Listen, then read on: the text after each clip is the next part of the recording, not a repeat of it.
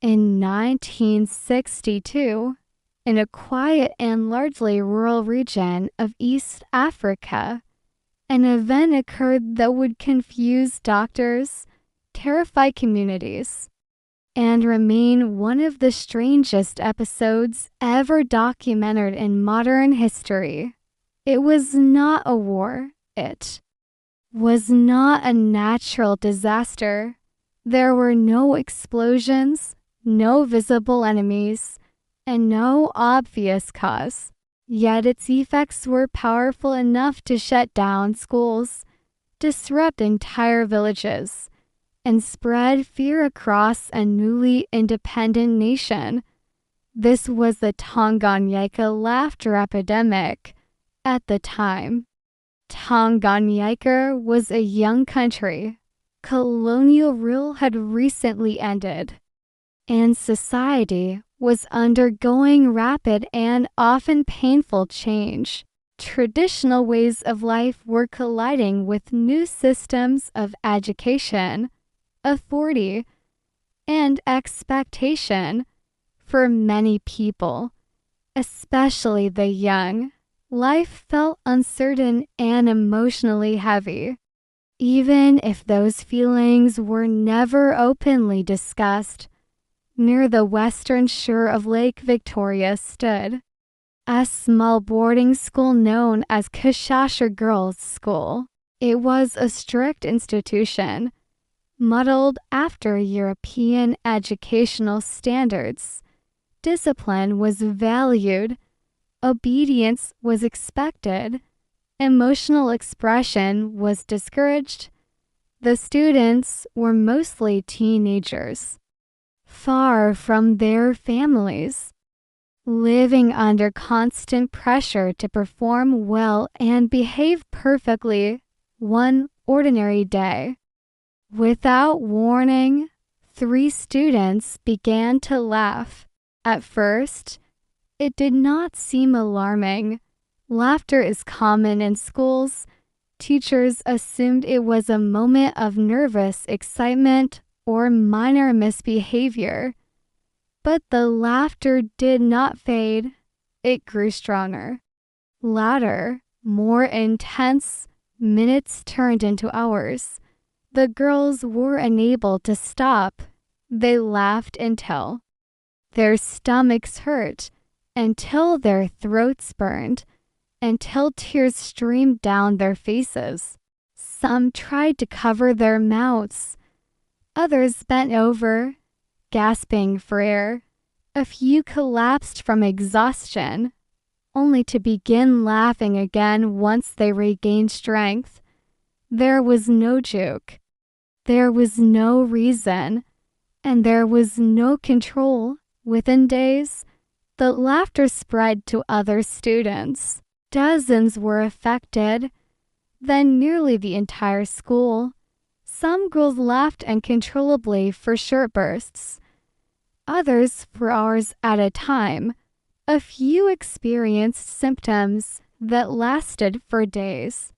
Alongside the laughter came headaches, dizziness, skin rashes, muscle pain, and extreme fatigue. Many students reported feeling anxious, restless, or unable to sleep. Teachers attempted discipline, believing the behavior might be intentional. That failed. Nurses attempted treatment. That failed too. Religious leaders prayed over the students. The laughter continued. The atmosphere inside the school became unbearable. Eventually, administrators made the decision to close the school entirely. The girls were sent back to their home villages with the hope that rest, family, and familiar surroundings would bring an end to whatever strange condition had taken hold. Instead, the opposite happened. The laughter followed them home soon after returning. Families began noticing the same symptoms in their daughters. then in siblings, then in neighbors. Entire households were affected. The sound of uncontrollable laughter echoed through villages at night, not joyful or playful, but strained and desperate. In some cases, people laughed while crying, in others, they laughed until they fainted.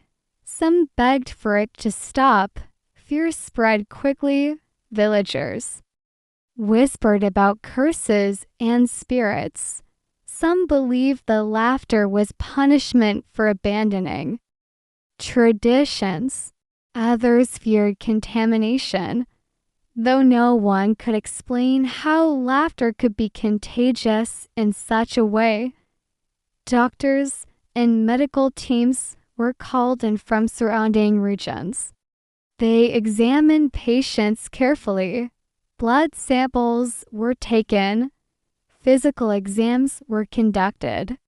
Neurological conditions were considered. Environmental poisoning was investigated.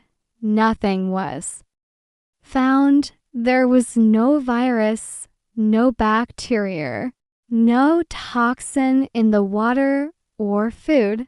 Every medical test came back normal. As weeks passed, the epidemic continued to move from village to village. Schools were forced to close again, this time across the region in some communities. As many as half of the population experienced symptoms at some point. Education was disrupted for months. Farming slowed. Social life collapsed under constant anxiety. The laughter did not affect everyone equally. Children and young adults were the most vulnerable. Older adults were affected less often, but when they were, symptoms were just as intense. Some individuals recovered within days. Others suffered for weeks or even months. The most disturbing aspect was the lack of predictability. A person could be calm one moment and laughing uncontrollably the next.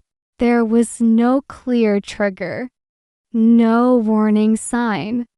The loss of control terrified people more than the laughter itself. By 1963, over a year after the first outbreak, the epidemic finally began to fade. New cases became less frequent. Villages slowly returned to normal. Schools reopened. Life resumed its routines. There was no official cure, no final explanation given at the time. The laughter simply stopped. Years later, psychologists and historians revisited the event. After careful analysis, the outbreak was classified as a case of mass psychogenic illness. This is a condition in which psychological stress manifests as real physical symptoms that spread through a group. This does not mean the symptoms were imagined. The pain was real, the exhaustion was real, the suffering was real. Mass psychogenic illness occurs most often in communities under extreme stress, especially where emotional expression is suppressed and uncertainty is high. In Tanganyika, young people were facing immense pressure in a rapidly changing world. Expectations were heavy. Fear of failure was constant, yet there were few outlets for emotional release. The laughter became that release, not chosen, not controlled, but powerful. The Tanganyika Laughter Epidemic remains a reminder of how deeply connected the human mind and body truly are. It shows that history is not shaped only by wars and leaders, but also by invisible forces, fear, stress, and emotion carried quietly until they demand to be heard. In this case, they were heard as laughter, endless, unstoppable, and unforgettable.